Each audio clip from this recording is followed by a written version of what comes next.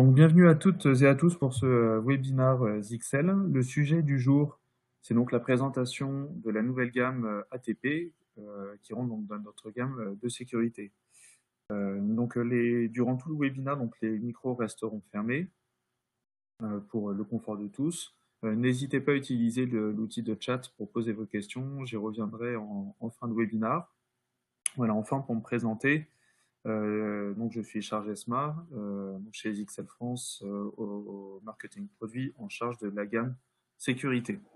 Voilà, donc je vais vous présenter aujourd'hui cette nouvelle gamme de Firewall ATP qui a donc rejoint notre gamme de sécurité depuis le début du mois d'octobre. Alors avant d'introduire cette nouvelle gamme, je reviens un petit peu en arrière sur les différentes générations de firewall qui ont été lancées par les constructeurs d'équipements en sécurité. Alors, la première génération de routeurs firewall qui ont été lancés voilà, dans les années 80, dans les années 1980 par les constructeurs, c'était donc des routeurs qui avaient pour rôle essentiel, on va dire, d'isoler le réseau des entreprises de l'extérieur. Alors, c'était des routeurs assez simples, on va dire d'un point de vue mécanique réseau, qui fonctionnaient sur la base de l'analyse protocolaire avec des ouvertures, fermetures des ports en fonction des besoins, des besoins et des fonctionnements des entreprises, des règles de routage pour optimiser l'utilisation du réseau, et quand même donc assez rapidement la mise en œuvre de tunnels VPN en site à site et en site à client afin de voilà, pouvoir quand même rassembler l'ensemble des ressources des entreprises, qu'il s'agisse donc de sites ou alors d'utilisateurs nomades. Alors, un peu plus tard est sortie donc la deuxième génération de firewall, donc des firewalls UTM pour Unified Threat Management, qui ont eu pour rôle de rassembler, on va dire, sur la même passerelle des fonctions qui étaient mises en œuvre par la première génération de firewall, mais également des fonctions qui sont sorties donc entre la deuxième génération de firewall, des solutions qui permettaient de faire de l'analyse de trafic entrant et sortant. Alors jusqu'à la sortie de cette deuxième génération, ces solutions d'analyse de trafic étaient mises en œuvre par des solutions indépendantes, les appliances installées sur des serveurs. Là, cette fois-ci, donc ces firewalls UTM ont permis de mettre sur les mêmes équipements de sécurité les fonctions de firewall et les fonctions UTM. Alors, quand on parle de fonctions UTM, on parle en général des services de sécurité de type antivirus, anti-spam, filtrage web et filtrage applicatif. Et donc dernièrement, sont sortis les firewalls de troisième génération, ce qu'on appelle les firewalls ATP pour Advanced Threat Protection, donc la protection face aux menaces avancées. Et donc ce sont des firewalls qui sont apparus chez les constructeurs de firewall à partir des années, on va dire, de 2015-2016. Et c'est donc des firewalls qui ont pour objectif d'aller identifier et se protéger face aux attaques 0-day et face aux attaques persistantes. Donc ce sont des firewalls qui intègrent des fonctionnalités de type sandboxing et anti-botnet. Alors ce sont donc des firewalls qui sont sortis dans les catalogues des constructeurs depuis quelques années maintenant, mais qui ont ciblé on va dire au départ uniquement les très grandes entreprises, les grands comptes, les grandes administrations. Voilà, donc c'est pour ça que chez ZXL, c'est une gamme qui n'apparaît que maintenant, parce que ZXL est donc fidèle au marché qu'il adresse de la PME. Et donc c'est que voilà, depuis quelques mois maintenant que vraiment ce besoin est redescendu jusqu'à notre segment de marché. C'est pour ça que donc aujourd'hui ZXL se positionne sur ce marché des firewalls de troisième génération. Pour être un petit peu plus concret, un schéma pour repositionner ces différentes générations de firewall. On retrouve donc ici notre firewall de première génération voilà, qui intègre des VPN, des règles de routage et des gestions de port, qui permet vraiment de faire, on va dire, d'établir une barrière de protection entre les entreprises, le réseau des entreprises et l'extérieur. La deuxième génération de firewall a mis en œuvre une base de données en local dans les firewalls, une base de données qui permet on va dire de répertorier des signatures de trafic, bons et mauvais, et le principe de cette base de données, et donc elle est mise à jour, on va dire, une, deux, trois fois par semaine, et qui permet donc de protéger l'entreprise face au contenu qui va arriver de l'extérieur. Alors on se rend bien compte que lorsque l'on parle d'une base de données qui est mise à jour une fois par semaine, au final, eh ben, on est protégé face au trafic, mais tel qu'il a été connu et mis à jour la dernière fois sur la passerelle.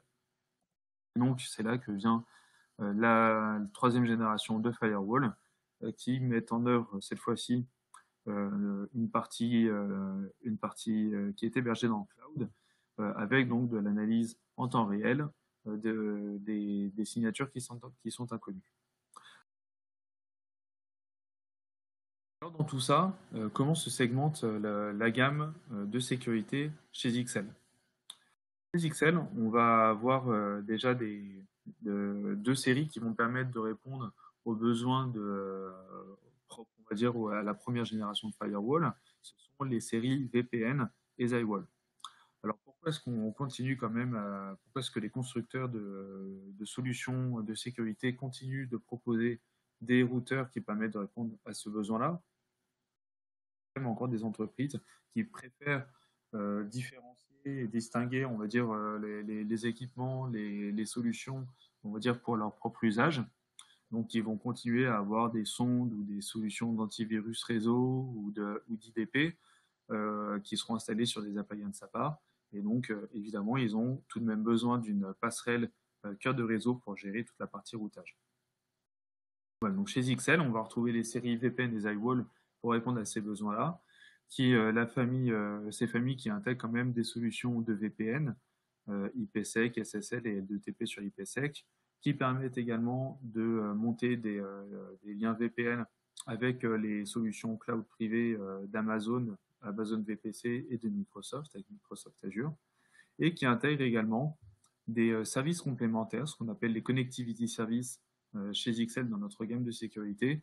Ce sont des services qui sont hérités des autres gammes de produits et qui permettent donc d'ajouter, d'intégrer la valeur ajoutée de XL dans nos solutions de sécurité.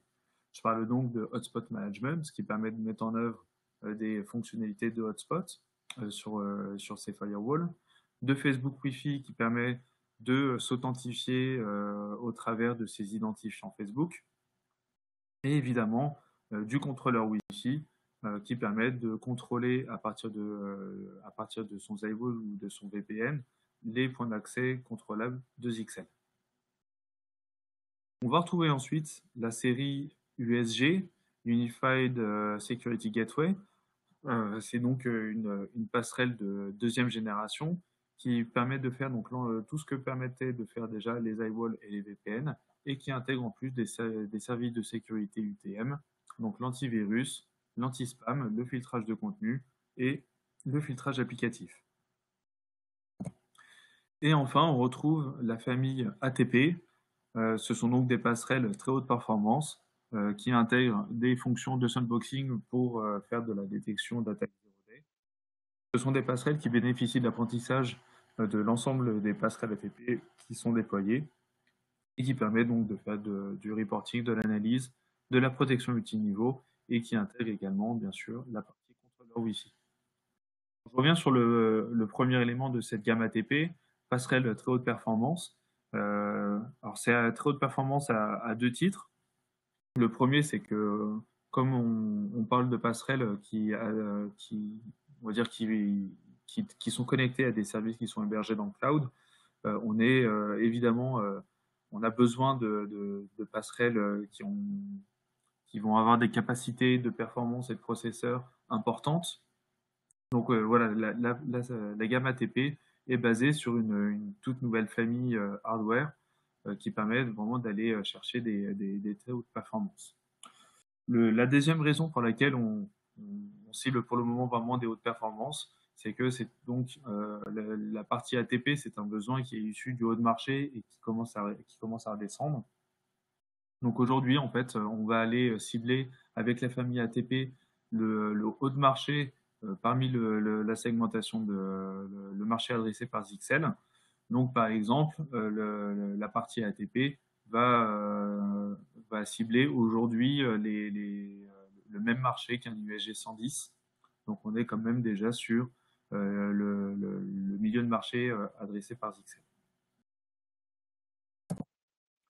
Donc aujourd'hui, c'est l'opportunité pour moi de vous présenter cette nouvelle gamme ATP, nouvelle génération de firewall, qui est donc qui bénéficie donc d'une intelligence basée dans le cloud et qui va donc permettre d'aller se protéger face à l'inconnu. Comment va fonctionner cette gamme ATP?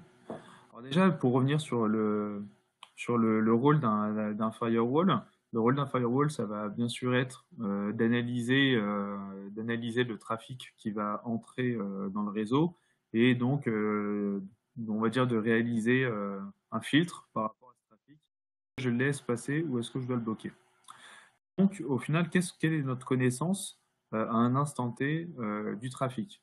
Imaginons là sur un site, sur notre site chez XL, qu'est-ce que notre passerelle connaît du trafic qui va arriver à un instant T dans le réseau?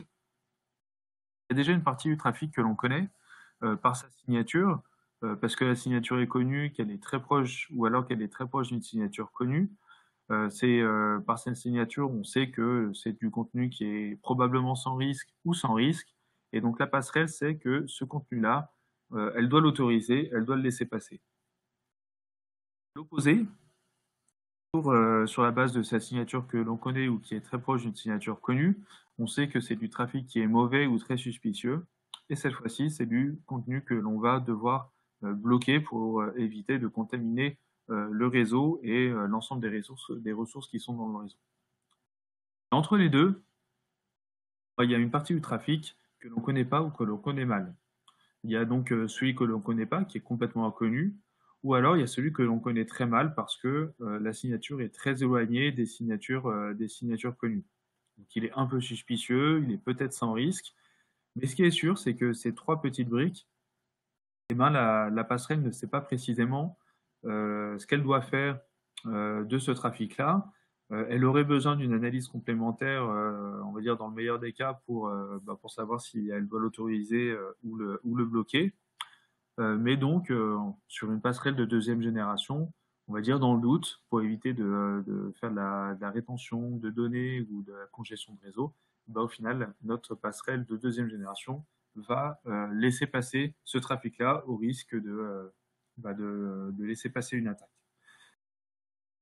C'est justement l'objectif de la gamme ATP. Ça va être de réduire au maximum cette partie du trafic qui aurait besoin d'une analyse complémentaire, mais justement en s'appuyant sur une brique, la brique cloud qui va permettre d'enrichir l'analyse et donc de qualifier le mieux possible le trafic pour que cette partie inconnue ou un peu suspicieuse ou peut-être sans risque soit la plus fine possible. Alors pour ça, on va donc s'appuyer sur une première brique qui est donc basée sur de l'auto-apprentissage, cette partie qui est hébergée dans le cloud. Et donc, c'est le Cloud XL qui va permettre d'identifier les fichiers inconnus et qui va enrichir en temps réel sa base de données hébergée dans le cloud. On va donc avoir hébergé dans le cloud une base de données qui sera vraiment la plus à jour possible, on va dire de l'ensemble des menaces qui sont connues dans le web. Alors cette base de données, elle est donc enrichie en temps réel et elle est basée dans le cloud, mais quotidiennement, elle va redescendre dans les bases de données en local des iWall ATP. Là, quand je parle de mise à jour quotidienne, veut pas dire que ça veut pas dire que que les ATP ne sont protégés que par justement ces mises à jour quotidiennes. Un ATP, il va fonctionner de cette façon. Il va dans un premier temps analyser la signature, comparer la signature avec sa base de données en local. Et lorsque cette base de données en local ne connaît pas cette signature, ben en fait, il va interroger la base de données qui est hébergée dans le cloud, dans la partie cloud XL, qui va vraiment permettre de fiabiliser l'analyse de signature avec les données, connues en temps réel. Deuxième élément, qui vise donc à connaître l'inconnu, c'est la partie sandboxing. C'est-à-dire que donc la troisième étape, donc la première étape, l'ATP analyse avec sa base de données en local. Lorsqu'il ne connaît pas cette signature, la deuxième étape, c'est donc qu'il va analyser, il va comparer cette signature avec la base de données qui est hébergée en cloud. Et donc la troisième étape, c'est lorsque le cloud ne connaît pas encore la base de données cloud ne connaît pas encore cette signature, eh ben, le cloud va télécharger le fichier et va l'envoyer dans un sandbox, donc dans un bac à sable.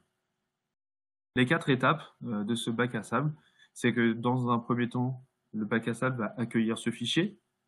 Ensuite, il va exécuter ce fichier. L'exécuter, ça veut dire qu'il va éventuellement le décompresser lorsque c'est un fichier compressé. Ensuite, il va l'exécuter. Et donc, une fois que ce fichier est émulé, le sandbox va analyser le comportement de ce fichier par rapport à son environnement, savoir si c'est un fichier inoffensif ou au contraire un fichier malicieux. Et donc, sur la base de cette analyse, le sandbox va pouvoir mettre à jour la base de données cloud des signatures connues. Donc, ce nouveau fichier, cette nouvelle signature, est-ce qu'elle est dangereuse ou est-ce qu'elle est inoffensive? Et donc, à la fin, bah, par rapport au trafic qui va revenir vers un ATP, est-ce que le trafic est à autoriser ou est-ce qu'il est à bloquer? Voilà, donc les deux nouvelles briques qui sont basées dans le cloud, qui donnent vraiment vraiment on va dire de la pertinence à l'analyse de sécurité.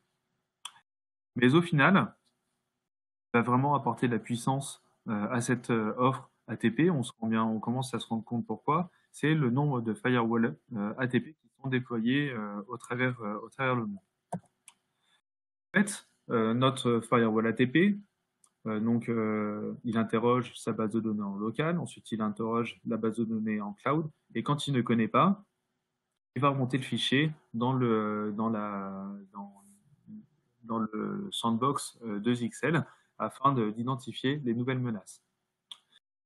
Cette nouvelle menace, elle va bénéficier de l'ensemble des firewalls ATP XL qui sont déjà déployés, donc qui pourront bénéficier de l'identification de cette nouvelle menace. Mais à l'inverse, notre firewall, il va également bénéficier de toutes les nouvelles menaces qui ont été identifiées par tous ces firewalls qui sont déjà déployés dans le monde. Mais quand je parle de firewalls qui sont déployés dans le monde, je ne vais pas uniquement parler des firewalls de ZXL, mais également de tous les firewalls d'autres constructeurs qui utilisent le même moteur ATP que les firewalls ZXL ATP. Parce que là où vous connaissez déjà ZXL pour sa gamme USG, ZXL a fait le choix stratégique, il y a quelques années maintenant, de ne pas développer ses propres services de sécurité, mais de s'appuyer sur des leaders du marché pour se fournir en services de sécurité qui sont ensuite intégrés dans ces passerelles de sécurité. Notamment, pour la partie antivirus, par exemple, ZXL s'appuie sur les moteurs de Bitdefender ou de Kaspersky.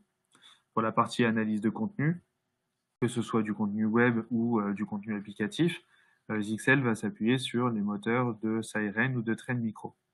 Et ben pour la partie sandboxing et ATP, ZXL a fait le choix de s'appuyer sur le moteur d'une société qui s'appelle Lastline, qui est une société américaine qui travaille sur justement des moteurs ATP depuis plusieurs années maintenant et qui fournit son moteur ATP à plusieurs constructeurs de sécurité, dont ZXL. Donc au final, votre firewall ZXL ATP va bénéficier de la connaissance et de l'apprentissage de son propre firewall, on va dire au travers des fichiers qu'il va envoyer dans le sandbox, mais il va aussi bénéficier on va dire de l'apprentissage issu de tous les firewalls ATP ZXL, mais aussi de tous les firewalls ATP des autres constructeurs qui utilisent ce moteur LASLAN. Et donc au final, le nombre de firewalls déployés qui vont vraiment apporter de la puissance à ce type de solution de troisième génération. Donc au final, voilà, notre firewall ATP, il y a essentiellement trois grandes parties qui vont lui permettre de fonctionner. Les deux premières parties qui sont hébergées dans le cloud, avec notamment la base de données qui est hébergée dans le cloud, qui va permettre d'être enrichie en temps réel et qui va donc permettre à un firewall ATP de connaître, d'avoir une connaissance la plus précise possible sur les menaces qui sont connues, qui sont déjà connues. Le sandboxing également hébergé dans le cloud qui va permettre d'exécuter un fichier dans un environnement isolé et donc de découvrir les attaques 0-day. Et la troisième partie qui est davantage, on va dire, hébergée en local sur les firewalls. Et celle-ci, en fait, cette partie, c'est pas une révolution en tant que telle, c'est vraiment, on va dire, les services de sécurité tels qu'on les connaît aujourd'hui et qui sont capables de faire de l'analyse de trafic. On va retrouver Application Security, donc un service de sécurité qui va permettre de faire de la catégorisation des applications par signature pour améliorer le contrôle. On va pouvoir faire du blocage des catégories dangereuses, de la priorisation des applications essentielles, notamment les applications bureautiques, et également de faire de la gestion de bande passante pour garantir là aussi que les applications opérationnelles de travail vont pouvoir bénéficier de la meilleure expérience possible, et notamment dans cette période où on va commencer de plus en plus à, à, à héberger nos applications dans le cloud. On va retrouver ensuite Web Security, un service donc de filtrage de contenu par catégorisation des URL et des adresses IP par rapport à la réputation de ces dernières. Là, on va pouvoir faire deux choses. On va pouvoir faire du blocage des sites dangereux. Donc là, on est plus dans la consultation, donc du trafic entrant. Je suis un utilisateur à l'intérieur du réseau et en notant une URL dans mon navigateur, je vais solliciter un site web. Celui-ci, par réputation, il est dangereux, donc il va être bloqué. Mais il y a un autre type de trafic qu'on va pouvoir bloquer par Web Security, ça va être du blocage des botnets. Alors les botnets, ce sont donc ces réseaux de PC dormants qui sont exploités par des pirates pour exécuter du code malicieux. Ce code, il va permettre de faire je sais pas moi, de faire fructifier des bitcoins, par exemple, mais il va aussi permettre aux pirates de faire du vol de données. Alors, ces botnets, ils sont contrôlés par des pirates qui, eux, vont héberger leurs applications dans des serveurs qui seront à l'extérieur. C'est ce qu'on appelle les CNC serveurs, des serveurs de commande et de contrôle. Et ces CNC serveurs vont eux aussi finir par quand même avoir une réputation au travers d'une URL ou de leur adresse IP. Et donc, le service Web Security va permettre on va dire d'arrêter, de bloquer ce trafic sortant à destination de ces CNC serveurs. Donc, avec Web Security, on va pouvoir améliorer la partie filtrage de contenu, également en faisant du blocage de trafic sortant. On va retrouver GeoEnforcer. GeoEnforcer qui est donc un service de filtrage par géolocalisation des adresses IP qui va permettre de faire du blocage de trafic issu ou à destination d'un pays en particulier par donc la géolocalisation de son adresse IP. On va bien sûr pouvoir faire quand même de la whitelist pour permettre quand même d'identifier le service d'un fournisseur en particulier, d'un fournisseur ou d'un client qu'on voudrait pas bloquer. Ensuite, le service d'IDP, donc détection et prévention d'intrusion, qui va permettre de faire de l'analyse par signature applicative, de l'analyse des anomalies et l'identification des comportements anormaux.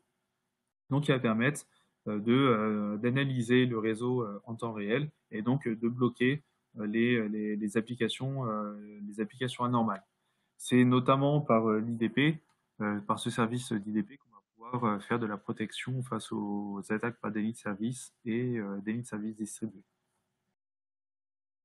Malware Blocker, qui va permettre de faire de l'analyse de trafic antivirus et anti-malware, toujours par rapport à la comparaison des signatures, et donc faire de l'identification des attaques complexes.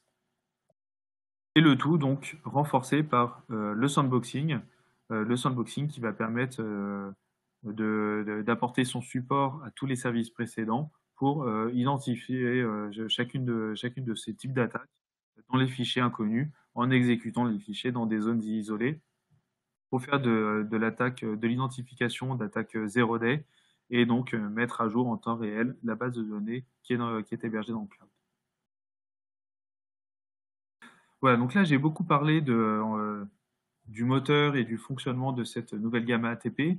Je vais désormais passer à une partie qui est plus visible dans cette gamme-là, celle que vous, en tant qu'intégrateur, allez observer déjà au niveau de l'interface graphique.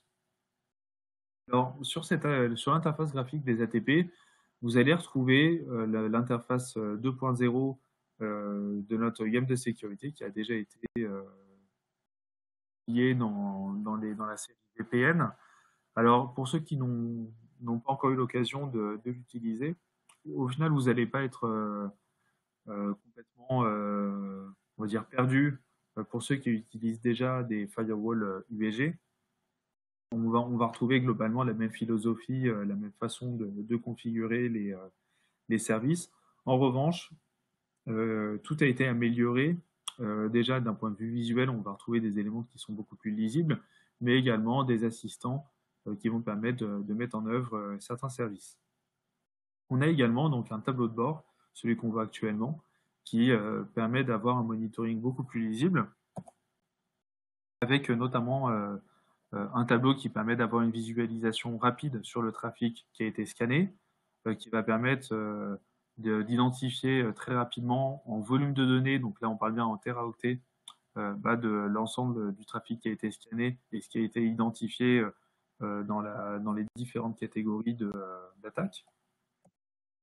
On va retrouver un top 5 des applications qui ont été identifiées, enfin, on va dire sollicitées par les utilisateurs du réseau et identifiées par la passerelle.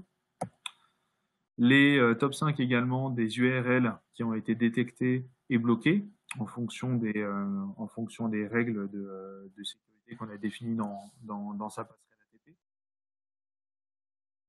On va retrouver un graphique qui va permettre d'avoir une visualisation sur les botnets qui ont été identifiés et bloqués également, avec la géolocalisation de ces botnets voilà, en fonction des pays qui ont été géolocalisés par les adresses IP.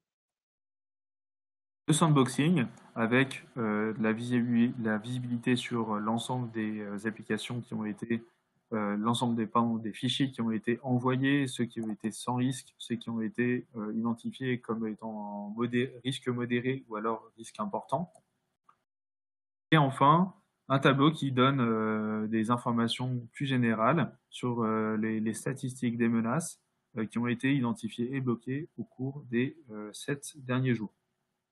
On se limite aux 7 derniers jours sur ce tableau de bord, on va dire, des ATP. Si on a besoin davantage de visibilité en termes de